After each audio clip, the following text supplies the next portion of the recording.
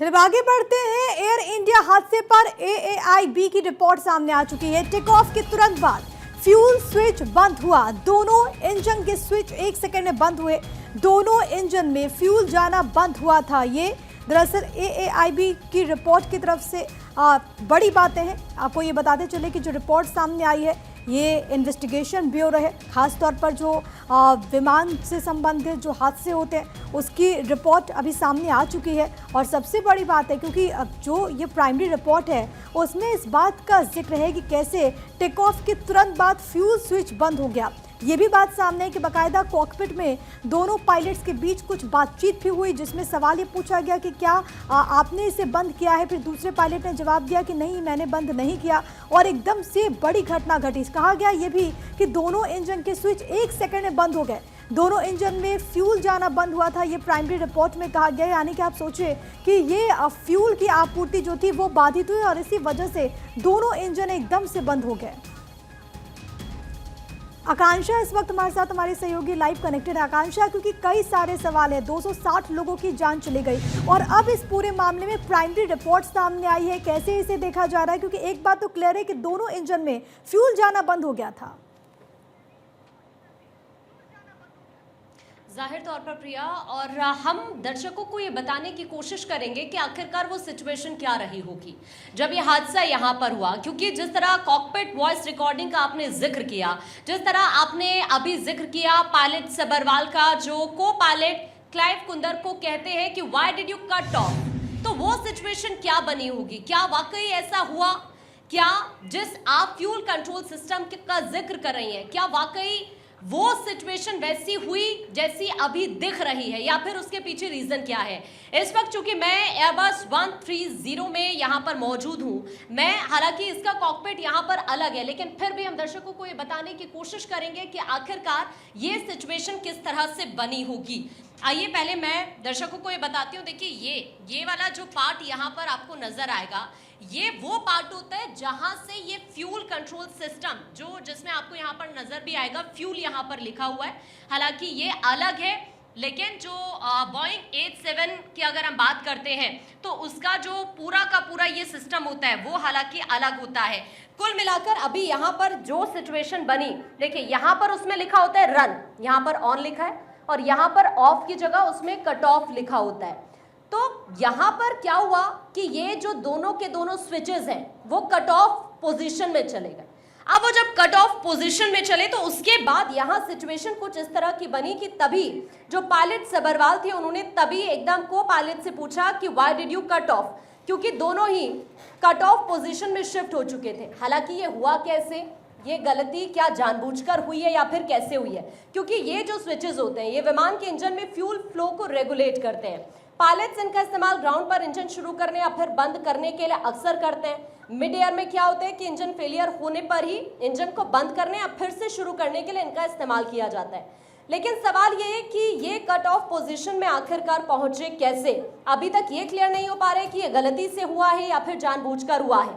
अब जानबूझकर ऐसा बिल्कुल नहीं हो सकता, क्योंकि सबसे बड़ी बात प्रिया इस वक्त ये है कि अगर कैप्टन सबरवाल की हम बात करते हैं, आप जानती हैं 15,000 घंटे से ज्यादा उनका एक्सपीरियंस रहा है। क्लाइव कुंदर की हम बात करते हैं जो को पायलट थे, जो कि इधर मौजूद थे, इस जगह पर वो बैठे हुए थे, और जहां मैं बैठी हुई हूं यहाँ पर पायलट सबरवाल बैठे हुए थे। जब ये सिचुएशन बनी 3 सेकेंड के बाद जैसे ही फ्लाइट ने टेक ऑफ किया, आफ्टर 3 सेकेंड ये सिचुएशन बनी कि ये दोनों के दोनों जो स्विचेस हैं, जो कि फ्यूल कंट्रोल सिस्टम है, ये दोनों कट ऑफ पोजीशन में चले गए। हालांकि जब होता यह है कि फ्लाइट जब टेक ऑफ करती है तो ये दोनों ऑन सिचुएशन में होते हैं। इसका कॉकपिट अलग है, तो थोड़ा सा दर्शकों को यहाँ पर जरूर कंफ्यूजिंग हो सकता है, लेकिन उसी कंफ्यूजन को दूर करने के लिए हम दर्शकों को ये बताने की कोशिश कर रहे हैं कि ये दोनों के दोनों स्विच उस वक्त यहाँ पर थे, यानी कट ऑफ पोजिशन में थे, और इसी वजह से ये हादसा हो सकता है। आप जो एक्सपर्ट्स मानते हैं उनका क्लियरली यही कहना है प्रिया कि ऐसी सिचुएशन नहीं होनी चाहिए, क्योंकि दोनों के दोनों जो पायलट मौजूद थे फ्लाइट के अंदर काफ़ी एक्सपीरियंस थे। 17,000 से ज़्यादा घंटे की उड़ान का एक्सपीरियंस दोनों के पास था। तो ऐसी पॉसिबिलिटी नहीं है कि पायलट्स की गलती की वजह से ये हादसा हुआ हो।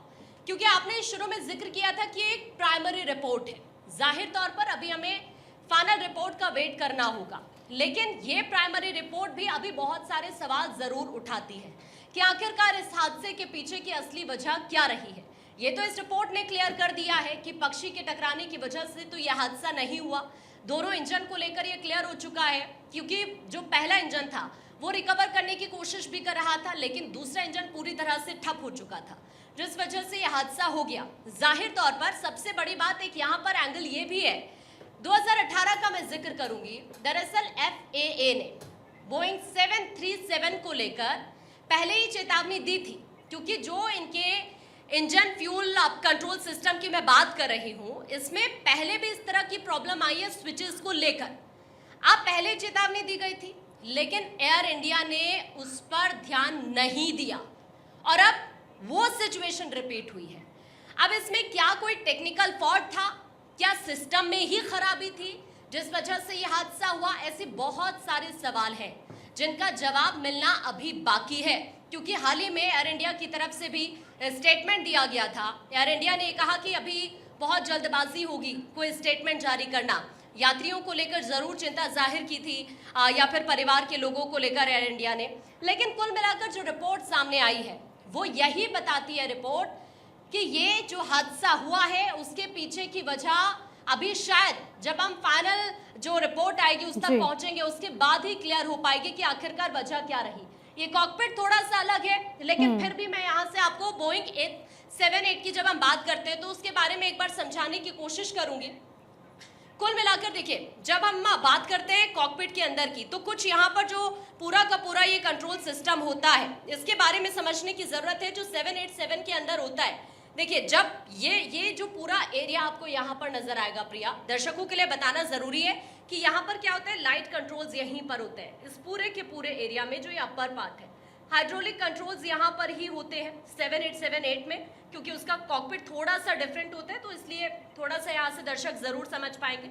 इसके अलावा इलेक्ट्रिकल कंट्रोल्स भी इसी पूरे के पूरे पोर्शन में होते हैं। फ्यूल के लिए यहाँ पर ये देखिए, ये वाला एरिया आपको यहाँ पर नजर आएगा, ये नेविगेशन के लिए है। इसके अलावा अगर हम इसके फ्रंट डिस्प्ले की बात करते हैं तो 787 की अगर हम डिस्प्ले की बात करते हैं तो उसमें जो ये नेविगेशन पार्ट होता है, ये जो यहाँ पर आपको नजर आएगी, दरअसल यहाँ क्या होता है, उसमें प्राइमरी फ्लाइट डिस्प्ले इसको कहा जाता है। यहाँ पर सेम यही सिचुएशन होती है, लेकिन जो नेविगेशन डिस्प्ले आपको ये वाली यहाँ पर नजर आएगी, ये नेविगेशन डिस्प्ले उसमें इस जगह पर होती है 787 के अंदर। तो कुछ इस तरह का ये पूरा का पूरा इनर पार्ट जो हम दर्शकों को बताने की कोशिश कर रहे हैं कॉकपिट के अंदर, जो यहाँ पर आपको इन तस्वीरों के जरिए नजर आएगा। तो कुल मिलाकर अलग अलग पूरा का पूरा ये डिस्प्ले आप देख सकते हैं, और यहाँ पर उसके अंदर भी सेम सिचुएशन वही होती है, प्रिया। बिल्कुल, और आकांक्षा ने बड़े अच्छे तरीके से आपको बताया कि वहाँ पर कैसी सिचुएशन निर्मित हुई होगी।